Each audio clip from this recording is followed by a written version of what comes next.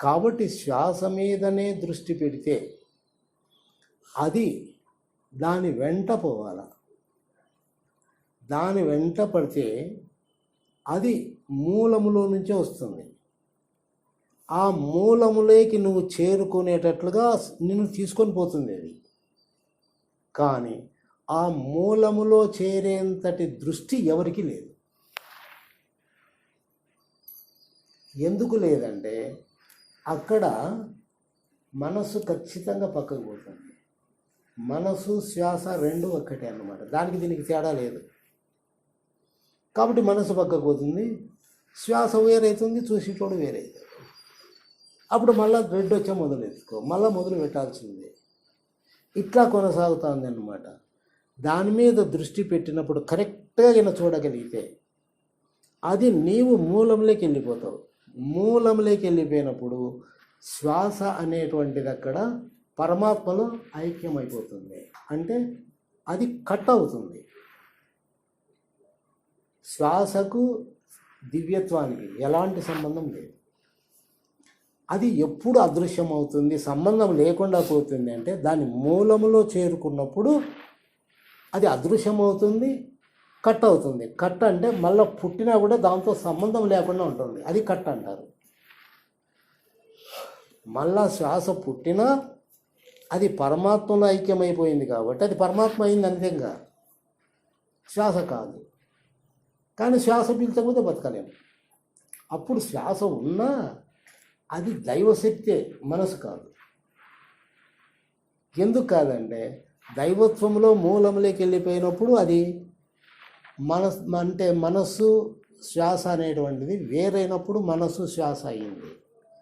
అక్కడ ఏంది లేదు, అంతా పరమాత్మే. అంటే ఆడ కట్ అయింది. కట్ అయినది ఏంటంటే అహంకారం కావచ్చు, శ్వాస కావచ్చు, ఏదన్నా కావచ్చు, మూలంలో మాత్రం సంబంధం లేని స్థితి ఏర్పడుతుంది.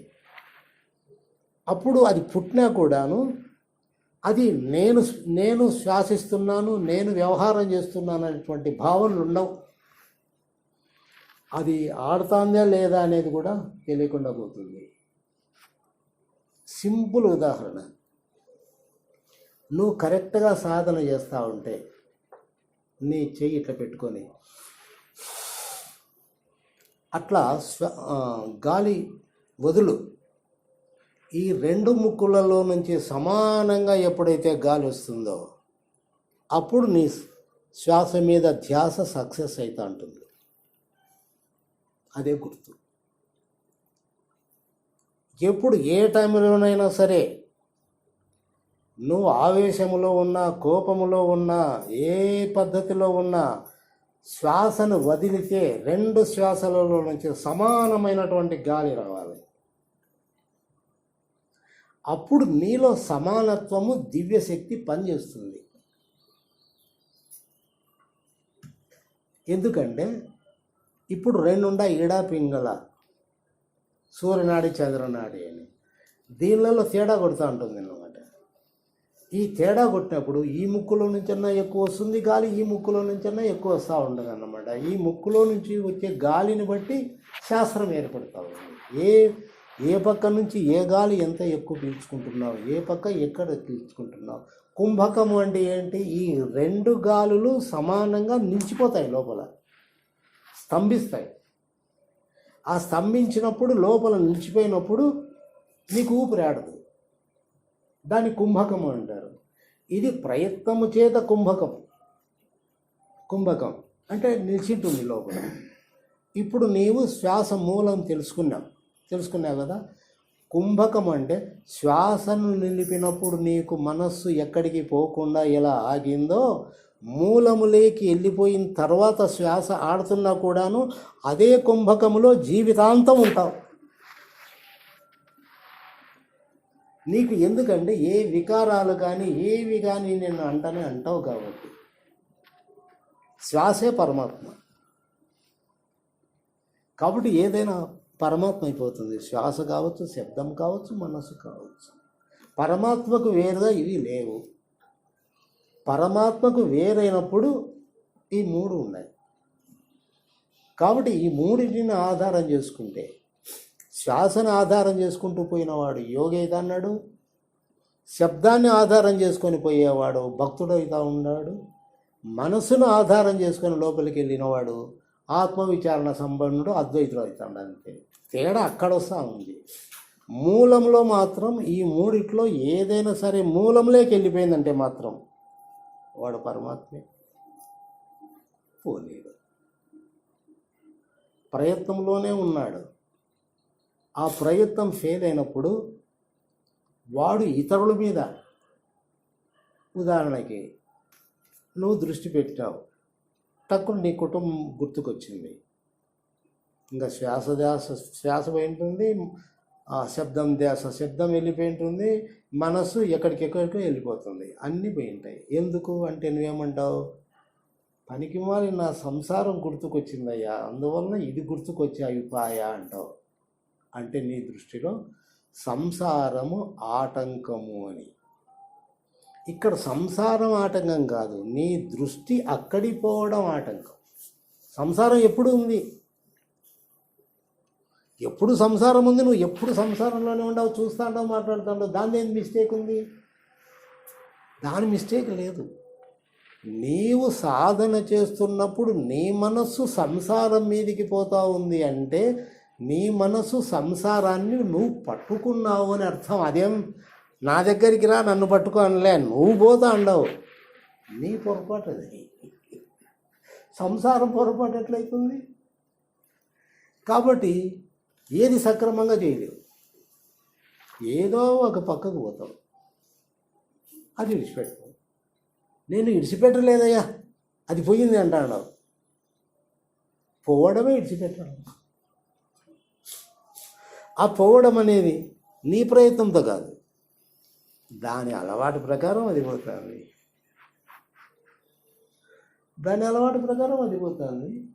దాని నువ్వేం చేస్తావు? కాబట్టి అక్కడ సాధన అనేటువంటిది అవసరం. అరే ఇది పోతుంది, పోకూడదు, మళ్ళీ మనం నిలబెట్టుకోవాలనేటువంటి ఐడియా వస్తుంది. అప్పుడు నువ్వు ఏ సాధన చేస్తూ ఉన్నావో ఆ సాధనను అమలు చేయి, మళ్ళీ లోపలికి వెళ్ళేకి ప్రయత్నం చేయి. ఎందుకంటే మనిషి సాధన అంటే సాధనమున పనులు సమకూరు ధరలోన. సాధన లేనిది సాధ్యం కాదు. సాధన వదులుకోకూడదు. సాధన వదులుకుంటే నీకు ఇంకా లోపలికి పోయేటువంటి, తెలుసుకునేటువంటి, పొందడానికి కావాల్సిన అవకాశంగా వేరే ఏది ఉంది? సాధనే. కాబట్టి సాధనను వదలకూడదు. అది నువ్వు ఏ సాధనన్నా చేసుకో. ఆ సాధన చేయడంలో మనిషిలో దాని మీదనే దృష్టి, అదే ధ్యేయము, లక్ష్యాన్ని చేరుకొనే తీరాలి అనేటువంటిది. చాతకపక్షి అని ఒకటి ఉంది, అది నీళ్ళు ఎప్పుడు తాగదు. అది ఎంత దప్పికైనా నీళ్ళు తాగదు. వర్షం వచ్చినప్పుడు మాత్రమే ఆ వర్షపు నీళ్ళను తాగి బతుకుతుంది అది. దాన్ని చాతకపక్షి అంటారు. కాబట్టి నువ్వు కూడాను చాతకపక్షి మాదిరి తయారు కావాలి. అంటే ఎప్పుడు దేవుని కోసమే ఎదురు చూస్తా ఉండాలి. వర్షం పడినప్పుడు అది తాగుతుంది, జీవితం అంతా ఉంటుంది. అలా నువ్వు కూడాను దేవుని కోసమే ఎదురు చూస్తూ ఉండాలి.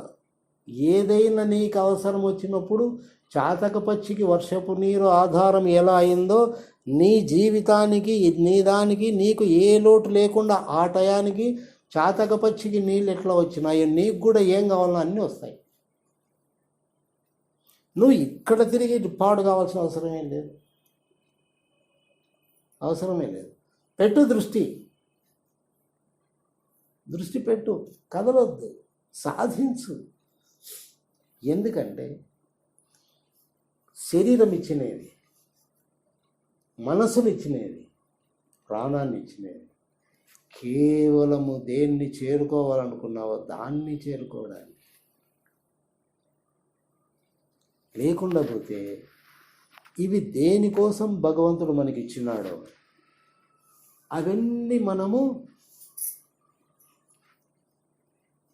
నిస్సారమైపోయి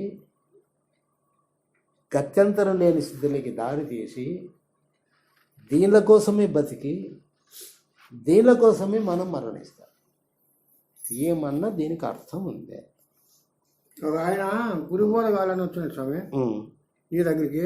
ఉమ్, అయినా నాకు ఓపిక లేదు, శివాలయంలో ఒక ముస్లాడు ఉన్నాడు, ఉమ్, ఆడికి పోయి అడుగు పడినట్టు ఉమ్, పోయినాడు. ఉమ్, ఆడికి పోతే ఆయన శివాలయం మీద కాలు వేసుకొని తిరుగుతున్నాడు. ఉమ్. ఇదేంటని బాసు ఈయనని చెప్పేది అవు.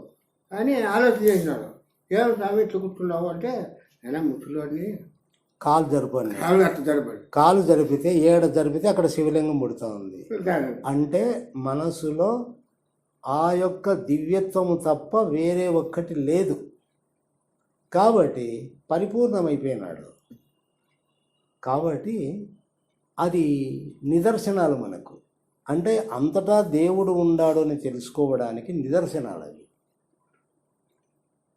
అది అందరికీ సాధ్యమే. కాబట్టి ఇది మనిషిలో కావాలి. ఎందుకంటే నువ్వు చూస్తున్నావు, నీలో విషయవాసనలు కోరికలు ఉన్నాయే, ఆ ముళ్ళులు అవి సామాన్యంగా నువ్వు తీసేసుకోలేవు. అక్కడ వస్తుంది పొరపాటు. అంతే. నువ్వు దేవుని కోసమే ప్రయత్నం చేస్తుండవు, వెంటనే ఒక ముళ్ళు గుచ్చుకుంది. ఆ ముళ్ళు గుచ్చుకోవడము అంటే ఏదో ఒక బాధ, ఏదో ఒక కష్టము, ఏదో ఒక నష్టము, ఏదో ఒక ఇష్టం నీలో పుడుతుంది. అదే ముళ్ళు. అబ్బా అంటావు అంతే. ఆ దాంగా అదే నీ దాంట్లో. కానీ అవేమన్నా నిజమా? కాదు.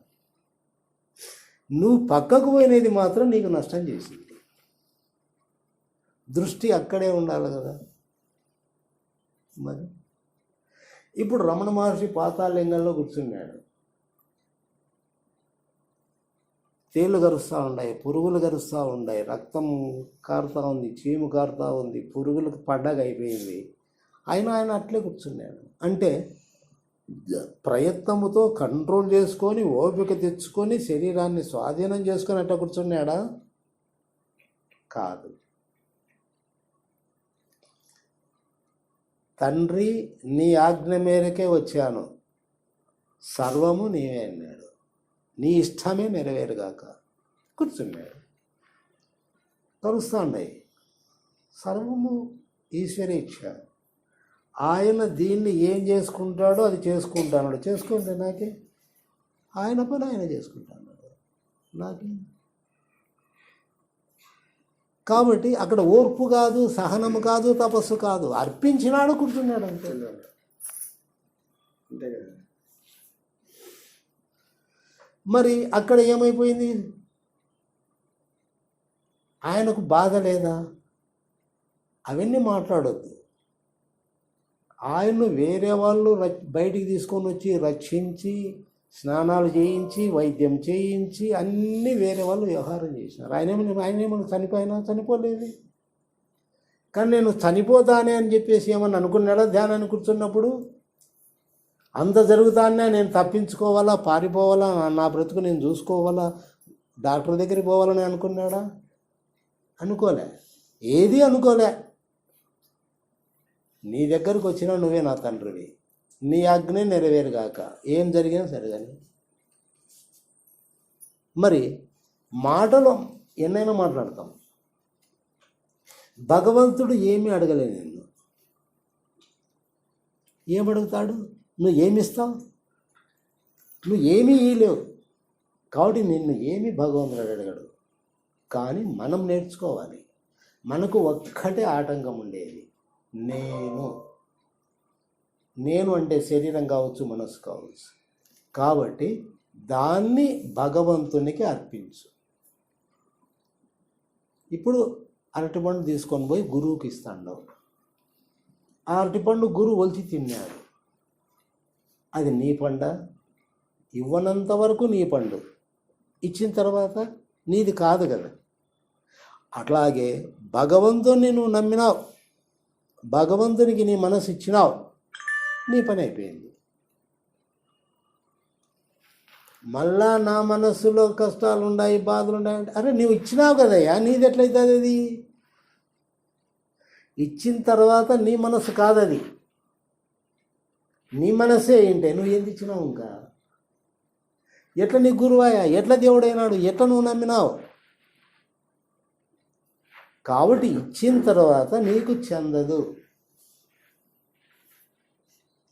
అది గుర్తుపెట్టుకోవాలి. ఎందుకంటే నా జీవితంలో కూడాను నేను చెప్పిన, నాకు ఒకసారి తేలు గడిచింది, ప్రాణాపాయ స్థితి లేకపోయినా, నమ్మకం లేదన్నాడు డాక్టరు. ఒకసారి పాము గడిచింది, అప్పుడు కూడా నీకు నమ్మకం లేదు పో అన్నాడు డాక్టరు. అప్పుడు ఒక్కటే నేను నిర్ణయం చేసుకున్నా, ఇప్పుడు నేను నమ్మకం లేదన్నాడు, నేను బ్రతికే స్థితి లేదు నాకు. కానీ ఒకవేళ బతికినానే అనుకో, నా శేష జీవితాన్ని నీకే అంకితం దేవుడా అనుకున్నా. అట్లే బతుకుతా అన్నారు. దేవునికి నేను ద్రోహం చేయలే, నాకు ప్రాణాన్ని ఇచ్చినాడు, నేను దేవునికి అర్పించుకున్నా. అందుకోసమే నాకు ఏ కోరికలు లేవు, ఏంది లేదు. ఎందుకు? ఇది అంకితం చేసిన అయిపోయింది దీని కథ. కాబట్టి దైవాజ్ఞ ప్రకారం ఏం జరుగుతుందో జరుగుతుంది అంతే. కాబట్టి ఇచ్చేది స్పష్టంగా నేర్చుకోవాలా. ఏదో దాచిపెట్టుకోవడము, తప్పించుకోవడము, ఏందో ఇచ్చినాను అనుకోవడం అంతా దొంగాటలే. అటువంటిది పుట్టాలి కదా మనకు.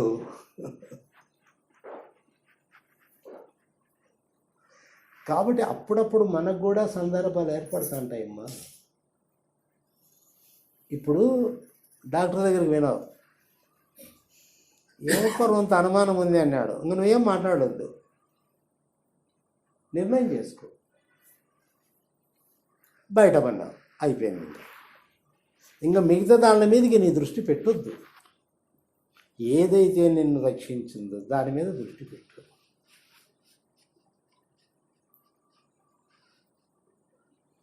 ఎందుకంటే మిగతా దాని మీద దృష్టి పెడితే ఇక్కడ పెడతావా, అక్కడ పెడతావా, అక్కడ పెడితే అదైతావు, ఇక్కడ పెడితే ఇదైతావు.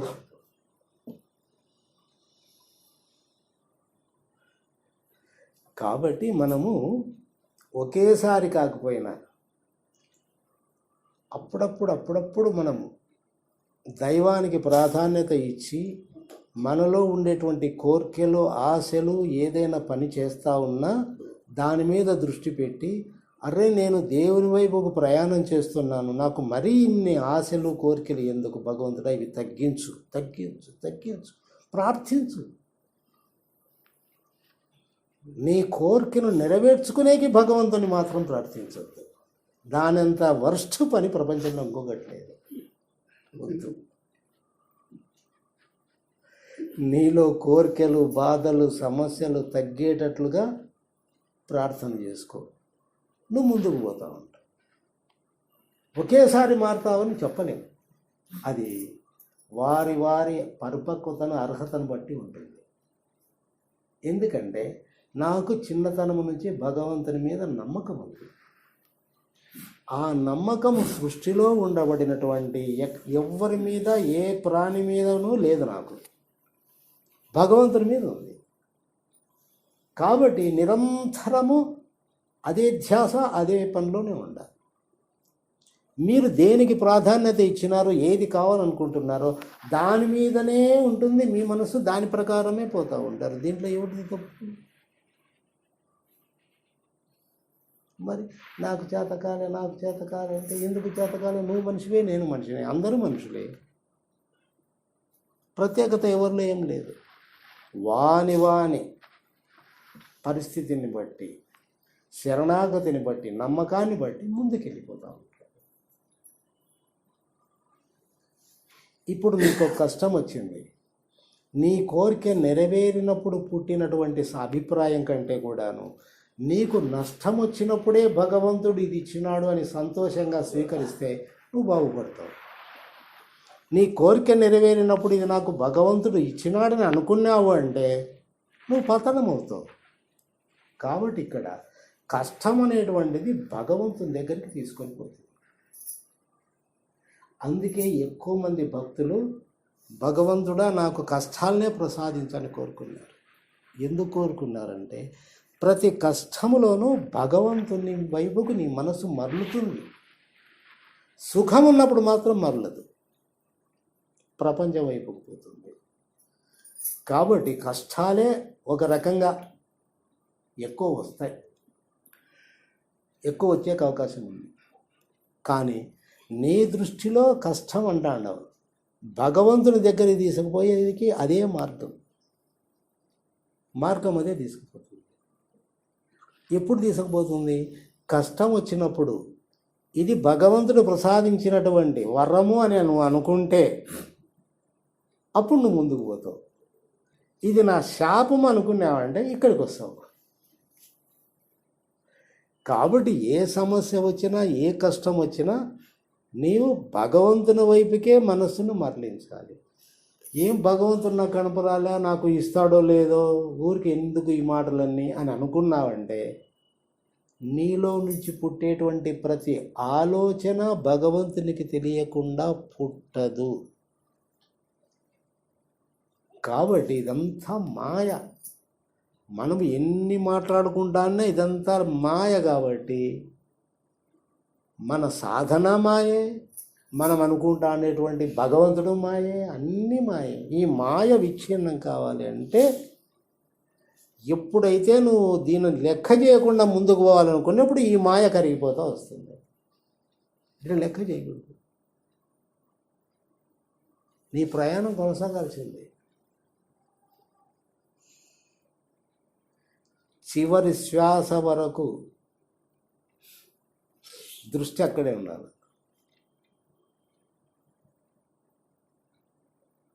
అందుకే కబీరు శిష్యుడు పక్కన కూర్చున్నాడు, ప్రశ్నలు వేస్తా అన్నాడు.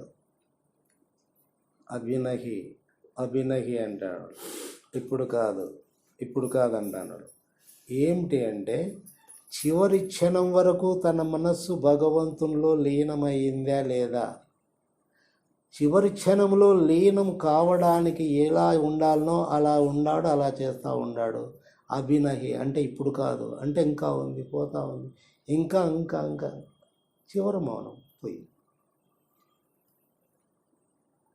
కాబట్టి ఇప్పుడు కాదు, ఏ కోరికన్నా పుట్టు, ఏ ఆలోచన రాని, ఏ సమస్యన్న రాని, ఏ కష్టమన్నా రాని, ఇప్పుడు వద్దు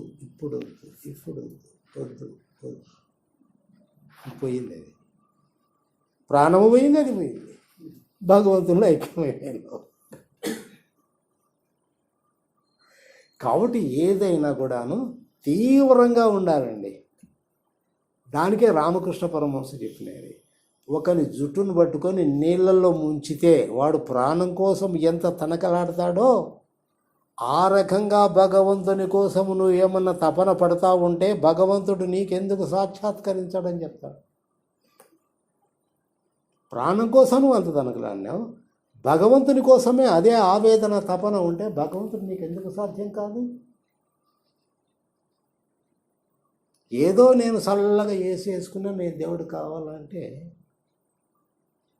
అదేమన్నా ఏసీ కంటే పెద్దగా, ఇంకా చల్లగా ఉండేకి, హాయిగా ఉండేకి కాదు. ఈ మాయను, అజ్ఞానాన్ని, మనస్సును, లేనిదాన్ని లేకుండా మాయం చేసే శక్తి ఆ దైవశక్తికి తప్ప ఈ సృష్టిలో ఎవరికి సాధ్యం? ఎవరికి తీసేయగలుగుతాడు? కానే కాదు. అందుకోసమే గురువులందరూ ఏం చేస్తున్నారంటే మీలో ఉండే దైవత్వాన్ని మేము ప్రేరేపణ చేస్తాం, కానీ నీ ప్రయత్నముతో నువ్వు పూర్తి చేసుకోవాల్సిందే. అది నా భగవంతుని డ్యూటీ మాత్రం కాదు. నువ్వు ఏం తిప్పలు పడుకో అంతే. దానికి కావాల్సిన బలాన్ని, అనుకూలాన్ని మా మీద వదులు, మేము చూసుకుంటాం. నువ్వు అంతా దేవుడే చూసుకుంటాడన్నావు, కరెక్టే. అట్లా ఉంటే అదైనా సరే నువ్వు వేయట్లా అంతా వేయవు. ఎందుకంటే అంతా నేనన్నా స్వయం కొంచెం బీరువాలో ఉందే అది మాత్రం వద్దు, అది ఎట్లిస్తా, నేను ఎట్లా బతకాలా? కాబట్టి అంతా ఇవ్వలేము. ఇచ్చేకి మొదలు పెడితే సాధ్యమవుతుంది. ఒక్కొక్కటి పోతా ఉన్నా కూడా మనలో ఒక తృప్తి కలుగుతుంది అన్నమాట. తృప్తి, శాంతి, సంతోషం కలుగుతూ వస్తుంది. అలా నిదానంగా సర్వాన్ని భగవంతుని అర్పించుకోగలం. ఒకేసారి ఇవ్వలేదు, నిదానంగా ప్రయత్నం చేయాలి. ఎందుకంటే ఒక్కటే మనకు తెలుస్తూ ఉంది, నేను అనుకునేటువంటి ఈ శరీరమే నాది కాకుండా పోతుంది. ఇంకా నాది అనుకున్నటువంటివి ఏవి నీ అంట వస్తాయి. అది కూడా చూడు, నాది అన్న ఈ శరీరమే పోతా ఉంది, ఇంకా నావి అనుకున్నవి అవెక్కడ అడ్రస్ ఉన్నాయి నీకు? నువ్వు పోయినప్పుడు అవి ఎప్పుడూ వినవు, ఏమీ లేవు. ఏవీ లేవు, అన్నీ ఉన్నాయి అనేవి గాఢంగా నిద్రపోయినప్పుడు చెప్పు, ఉన్నాయా లేదా?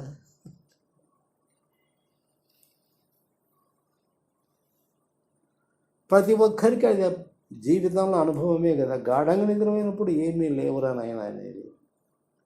ఇంకా ప్రాణం పోతే అవి ఏమీ లేవనేది నిజం, శాశ్వతమైనటువంటి నిజం అది.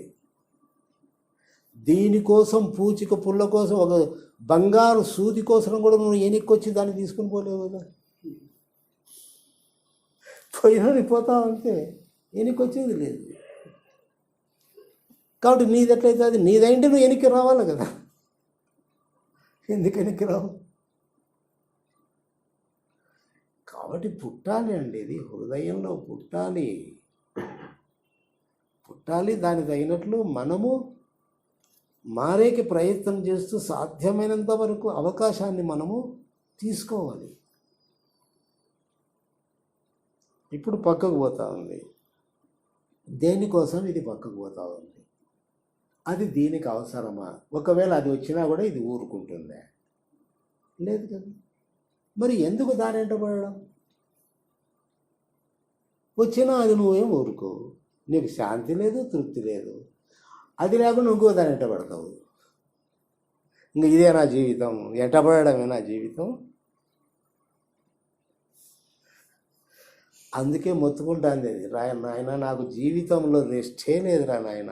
ఏదో భగవంతుడు గాఢ నిద్ర ఇచ్చినాడు కాబట్టి నాకు కొంత రెస్ట్ చిక్కుతా ఉంది, ఎల్లప్పుడూ నాకు పనే ఉంది. ఎప్పుడు నాకు రెస్ట్ ఉంది అంటాంది మనస్సు. దానికి రెస్టే లేదు. ఇంకా పోతే గుండె కూడా అదే మొత్తుకుంటుంది, రెస్ట్ లేకుండా పని చేస్తాండా నన్ను గుర్తించడంలే. రక్తము నిరంతరం ప్రసారం అవుతుంది మనలో, గుర్తించడంలే. కాబట్టి అన్నిటికీ ఆధారమైనటువంటి శక్తి మన లోపల ఉంది, దాన్ని గుర్తించడంలే. మరి దేన్ని గుర్తిస్తున్నావు, దేన్ని అర్థం చేసుకుంటా ఉన్నావు అంటే, ఏదైతే నీ వెంట రాదో, నీది కాదో దాన్ని గురించి అర్థం చేసుకుంటాండవు, దాన్ని వెంట పడతాడు.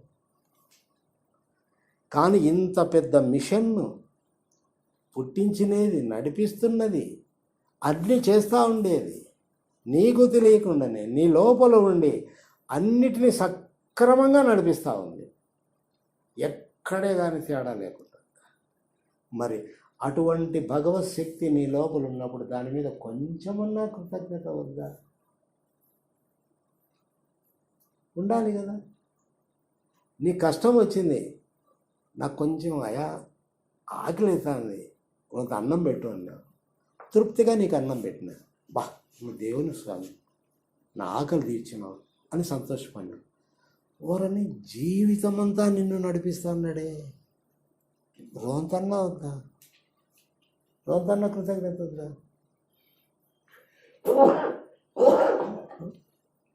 మరి బయట ఏ రోంత మేలు జరిగినా కూడా నువ్వు అని కృతజ్ఞత చేతులు కట్టుకుంటావు, గౌరవిస్తావు, నువ్వు గొప్పని అంటావు, పొగుడతావు. మరి లోపల నిరంతరము దైవశక్తి పనిచేసి అన్నిటినీ కరెక్ట్గా నడుపుతానడా లేదా? ఎక్కడన్నా లోపం ఉందే? కళ్ళు కరెక్ట్గా పనిచేస్తుండే, చూస్తుండే, చెవులు పనిచేస్తుండే, నాలుగు పనిచేస్తూ ఉంది, మాట పనిచేస్తూ ఉంది, శరీరం కదలికలు అన్నీ ఉన్నాయి, రక్తం పోతూ ఉంది, రక్తం ప్రసరిస్తూ ఉంది, శ్వాస ఆడుతూ ఉంది. అన్ని వ్యవహారాలు జరగడానికి లోపల ఉండేది ఒకటి ఉందా లేదా? దాని గురించి నువ్వేమన్నా అనుకున్నావా ఎప్పుడైనా? ఎంతసేపు ఉన్నా బయటి ఊరేగుతాడు, పారాడుతాడు, పరిగెత్తాడు. పరిగెత్తు. చివరికి అలసిపోయి నీవే పడిపోతావు అంతే. ఏమిరా అంటే వెనక్కి చూసినా ఏం లేదు, ముందుకు చూసినా ఏం లేదు, పక్కకు చూసినా ఏం లేదు, ఏం లేదు. కాబట్టి ఇదంతా మనలో మనకు పుట్టాలి వైరాగ్యం. వైరాగ్యము అంటే విరక్తి, విరక్తి అంటే దాని మీద అనురక్తి లేకుండా పోవడం విరక్తి. అంటే దేని వెంట నువ్వు పడతా ఉండవో దాని వెంట పడకుండా కంట్రోల్ చేసుకోవడమే వైరాగ్యము, విరక్తి. కాబట్టి ఆ వైరాగ్యం అనేటువంటిది లోపల మనలో పెరుగుతూ రావాలి. ఏది పడితే అది దేని వెంటంటే దాని మీద పడడం అనేటువంటిది అది పశు లక్షణం, మనిషి లక్షణం కాదు. కాబట్టి లోపల చూడు. దాన్ని ఎందుకు గుర్రం పరిగెత్తించినట్టు పరిగెత్తిస్తాడు? అదుపు అదుపు ఆజ్ఞ కొంచెం చూసుకుంది లోపల. ఎందుకంటే అది నీ జీవితానికి సంబంధించింది, అదే నీ జీవితం. దాని మీద నేను దృష్టి పెట్టకపోతే బయట అన్నిటి మీద దృష్టి పెడతా ఉండవే. మరి నీ మనసు మీద నువ్వు దృష్టి పెట్టొద్దా? ఇది ఎక్కడికి పోతా ఉంది, ఏం చేస్తూ ఉంది, ఇది పుణ్యం చేస్తూ ఉందా, పాపాన్ని తీసుకొస్తూ ఉందా? దాన్ని బట్టే కదా నీ జీవితం ఆధారపడుతూ ఉండేది, నీ మనసును బట్టే. కాబట్టి దాని మీద శ్రద్ధ ఉండాలి, గమనించాలి, దృష్టి పెట్టాలి. అందుకోసమే భగవాన్ అన్నాడు, మనస్సును ఏ మరుపాటు లేకుండా ఎరిగినట్లయితే మనస్సు క్రమేణా అదృశ్యమైపోతుంది. చివరకు మనస్సు లేదనే విషయం నువ్వు తెలుసుకుంటావు అన్నాడు. నిరంతరము నీ మనస్సు మీద దృష్టి పెట్టు. క్రమేణా నీ మనస్సు కరిగిపోతా కరిగిపోతా కరిగిపోతా వస్తుంది. చివరికి మనస్సు లేదనే విషయాన్ని నీవు స్పష్టంగా నీ అనుభవంలో తెలుసుకుంటావు. దృష్టి పెట్టడము అంటే అవి కరిగిపోవాలి. నువ్వు దేని మీద దృష్టి పెట్టినావో అది కరిగిపోయేంత వరకు దృష్టి ఉండాలి. అట్లా ఒక్కొక్కటి కరిగిపోతా కరిగిపోతా కరిగిపోతా వస్తుంది. అప్పుడు నీకు లోపల విశ్రాంతి లభిస్తుంది, ఆనందం పెరుగుతూ ఉంటుంది, తృప్తి కలుగుతూ ఉంటుంది. అదంతా కూడా ఇది శాశ్వతమైనటువంటిది. బయటివన్నీ అశాశ్వతం, క్షణికం.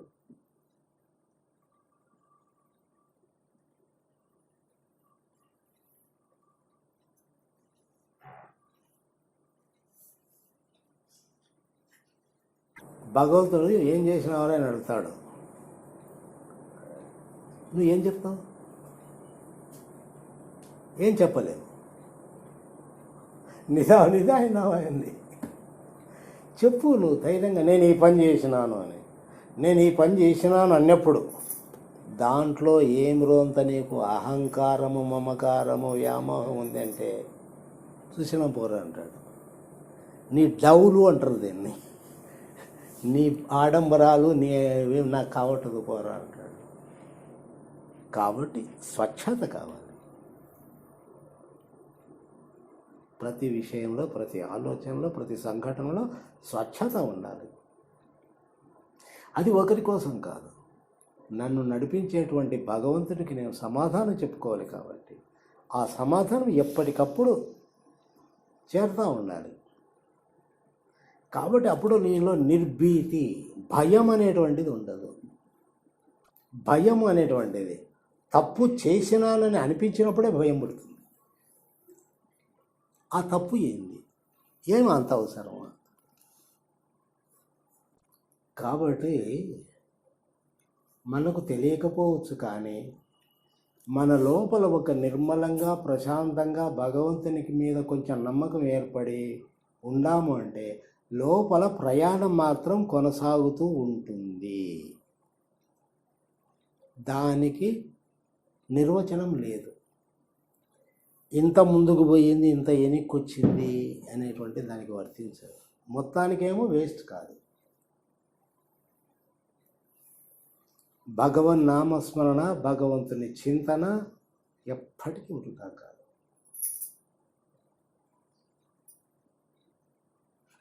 అది వృధా అయిందంటే జీవితమే వృధాంగా అయింది. దావేది మనకు ఇంకా ఏం చేస్తే మనకు దావ ఎక్కుతుంది? ఇంకా ఏం దావా లేవు, ఇదే దావా. అందుకే మా గురువు దగ్గర మనం ఎన్నైనా మాటలు మాట్లాడతాం, కానీ గురువు వెంబడి పోలే. వాళ్ళేమో పిలుస్తారు, రారా నాయంట. నేను ఎక్కడున్నాను, ఎక్కడ చేరుకున్నాను, నిన్ను కూడా అక్కడికి తీసుకుపోతే అక్కడ చేరుస్తారా అంటాడు. పోలే. ఊరికే వాళ్ళని అనుసరించుకుంటే చాలు, నువ్వేం కష్టపడాల్సిన పనిలే.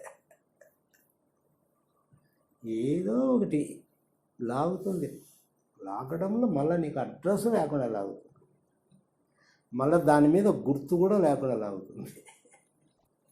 ఉదాహరణకి నీవు ఇండ్లు అమ్మినావు, డబ్బు తీసుకొచ్చినాడు, కట్టలు పెట్టినాడు, నీవు ప్రాణాపాయ స్థితిలో ఉండవు, ఆ డబ్బును అందుకోవడానికి ప్రయత్నం చేస్తాడు. అప్పుడు అది ముఖ్యమైంది కదా, ఆ ముట్టుకుండానే ప్రాణం పోయింది. అదేమో నీవేమవుతుంది?